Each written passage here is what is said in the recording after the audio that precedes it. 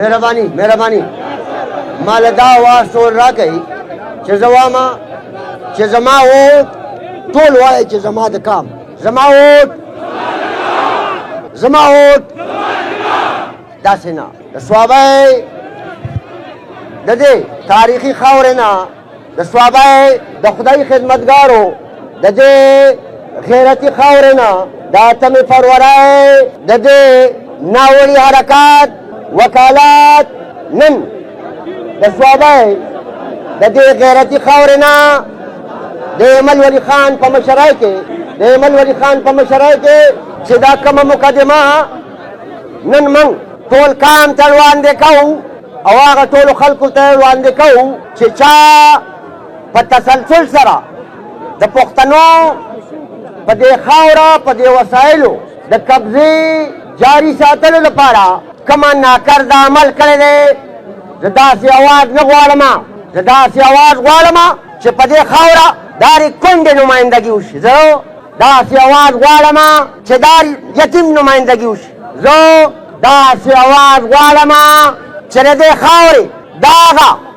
دهشتګردۍ او داغه ازادۍ د تحریک نه راوالي تر ننه پورې چې په دې خاوره چې دا که کوکو بابا یاد کما که عبدالعزیز خان بابا یاد کما که نجو بابا یاد کما او که هغه ټول خدای خدمتګار یاد کما چې هغه خپل ځوانۍ هغه خپل مال هغه خپل حال د دې کام دپاره او د دې خاورې دپاره قربان کړی نو واورئ د صوابۍ غیرتي خلکو ما له به اواز راکوئ چې زوام چې زما ووټ تاسو به وایئ چې زما د کام چې دا د کام د یو بشر غوږ ته ورسي او د هغې تسلي وشي چې واقعي دا سور بیرغ د کام د سر سوری دی انشاءالله که خیر زما ووټ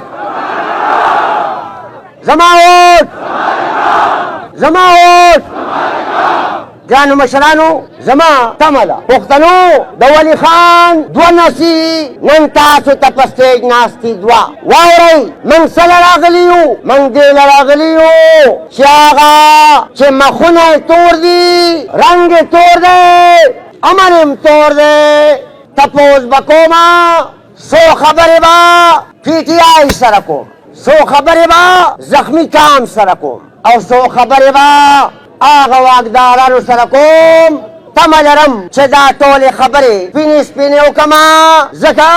چې دا سره جنډه دا هغه چا د انسانیت علامت دی او ضمانت دی چې که دا ملک نو جوړ نو هم دې جنډې ته سزا میلاوېده دا که د مرګ په شکل کې وه دا که د ځاني تاوان په شکل کې وه او دا که د پارلیمان نه د بار کولو په شکل کې وه او چې کله دا ملک جوړ شو نو 12 اگست 1948 او 8 فروری 2024 د PTI پښتنو مشرانو زه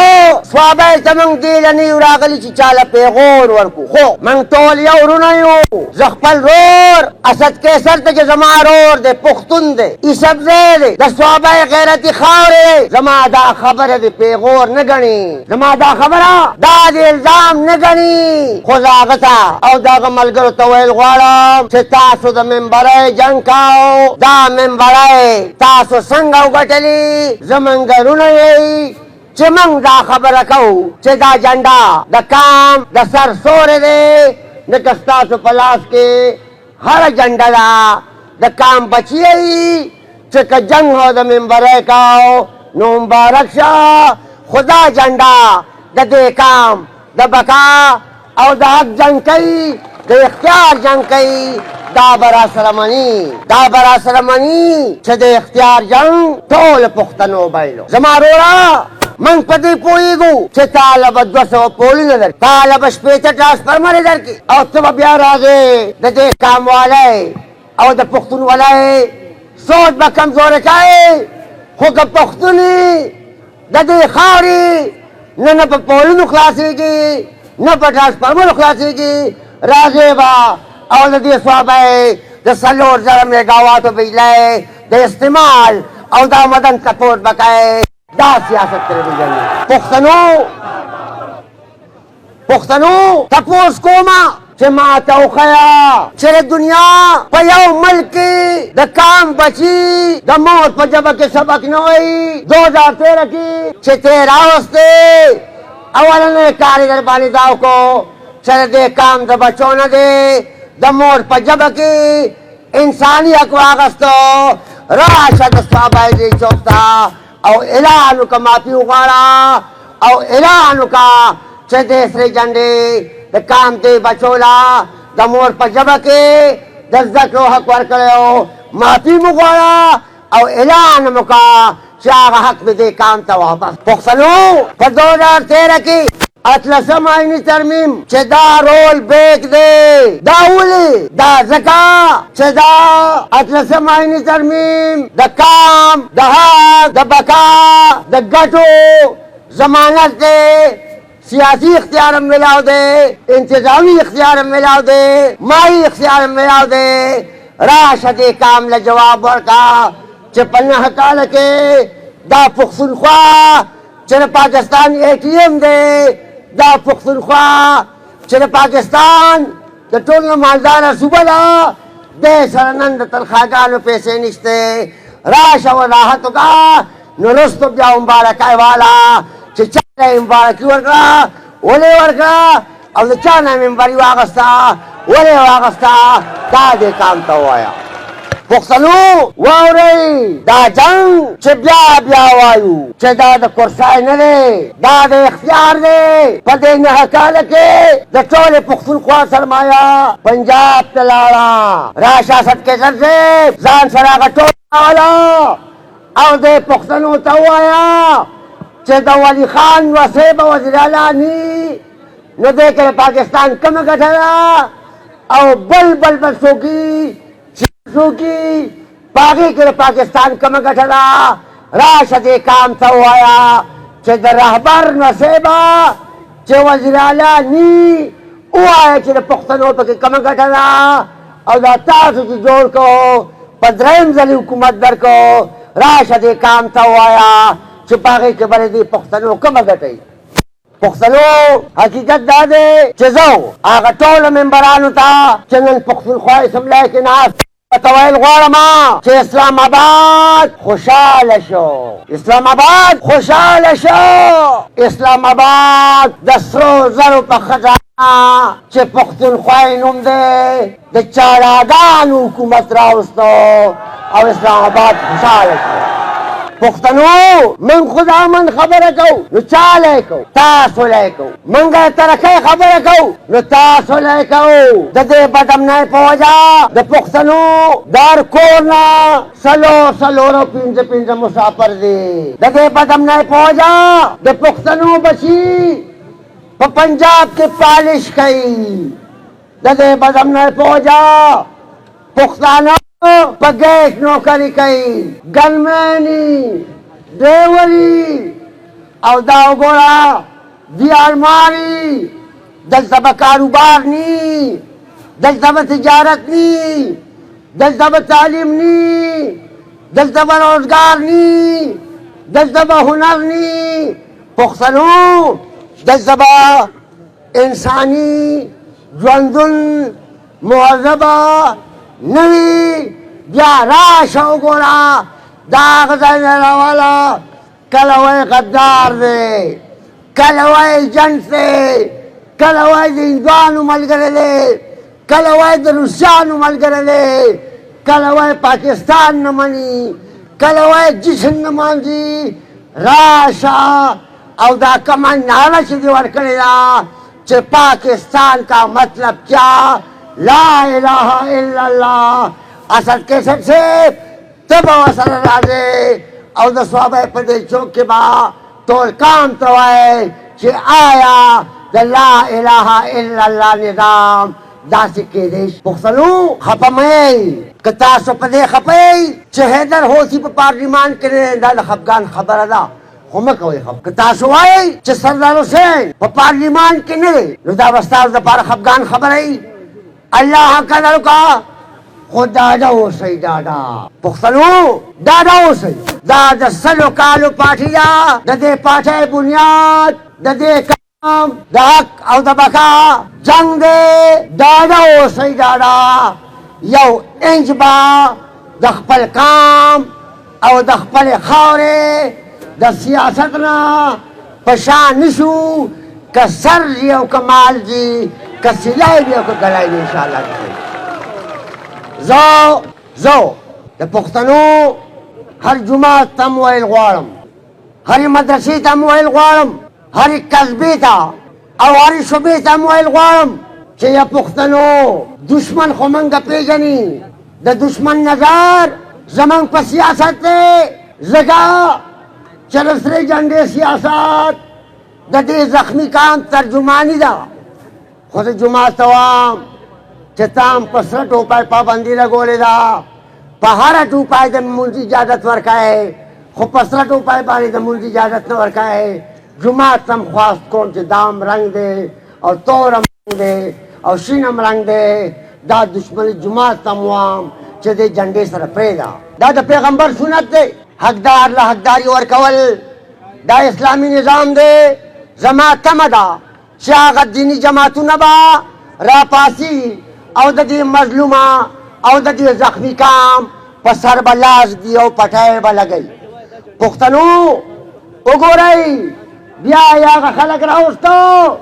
ماله به غر کې لاچی کوي خو ستاسو د عیني حق د ګیس او د بجلۍ استعمال چې دی هغه به پنجاب ته ځي نو دا ما چې به ورته اسمبلی کوي چې کېنئ مهرو کېنئ وګوره دا مهري دي دا مهري دي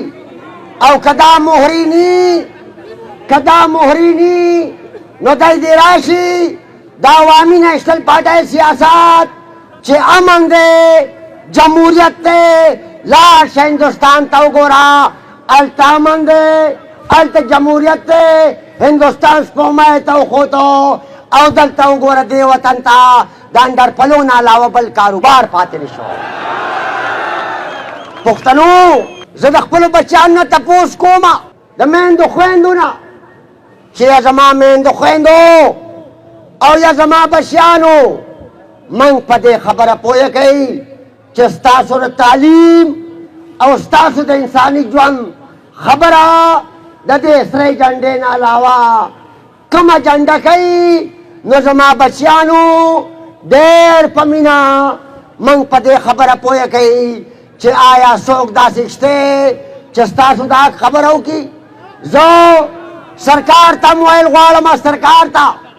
چې تا کتاب نه تاریخ واغسته تا اخبار باندې پابندي ولګوله تا عدالت سکنجه کو په پارلیمان کې د دې کام اواز نه پرېږدې جرګې حلالې شوې اجرې روانې شوې ته وګوره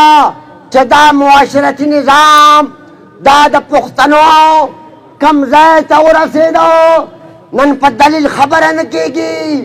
نن سیاسي ماحول نی آیا که څوک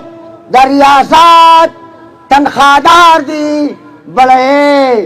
څه به درته واما خدا به درته واما چې دا پاکستان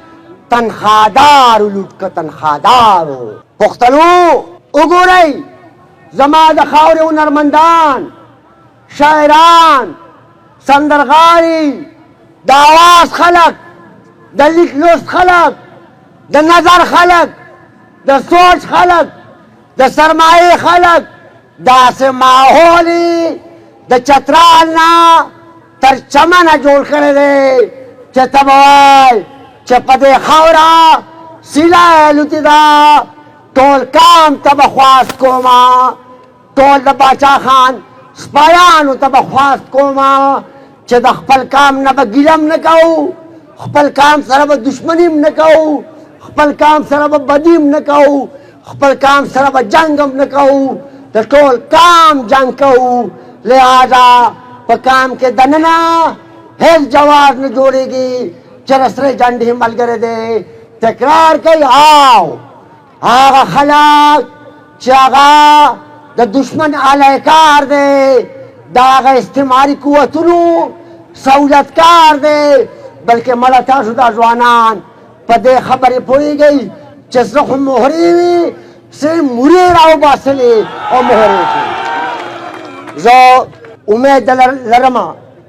چې دا سلسله چې څنګه شروع شوه دا جاری ساتئ. ټول پښتانه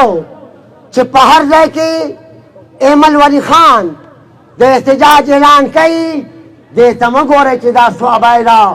د ډي ای خان نم راځئ د چترال نم راځئ. ټوله ځوانانو ته مې خواست دی چې دا خپله خاوره خپل اختیار نه منو د بل اختیار دا ناره به ټول وهو انشاءالله که خیري او ټول به چې زه وامه چې عوامي نیشنل پارټي تاسو به وایئ چې زنده‌باد عوامي نیشنل پارټي عوامي نیشنل پارټي تاسو به وایئ چې نه منو د بل اختیار خو دا نه منل داسې ووایئ چې لږي ده چې نه منئ خپله خاوره خپل اختیار دواړه لاس خپله خاوره خپل اختیار خپله خاوره خپل اختیار خپله خاوره خپل اختیار یو قدم یو اواز یو قدم یو اواز یو قدم یو اواز یو قدم یو اواز. او دا اوس چې کومه ناره در کوم ناره پښتنو یو بل له خو پیغور ورکوو چې مرچکینې پکې ودرول کنه داسې خو وایو کنه چې زه وامه چې ځو تر خپل منزله ځو دا ناره ما سره داسې ووهئ چې د سترګو نه هم ورسره اوښکې روانې شو. ځو تر خپل منزله ځو ځو تر خپل منزله ځو ځو تر خپل منزله ځو ځو تر خپل منزله ځو. دا باد د زمانې چې منګه چیرې هسې نه ده دا باد د زمانې چې منګه چیرې هسې نه ده دا ګوري چې په مړو ایرو کې سره بسرې شته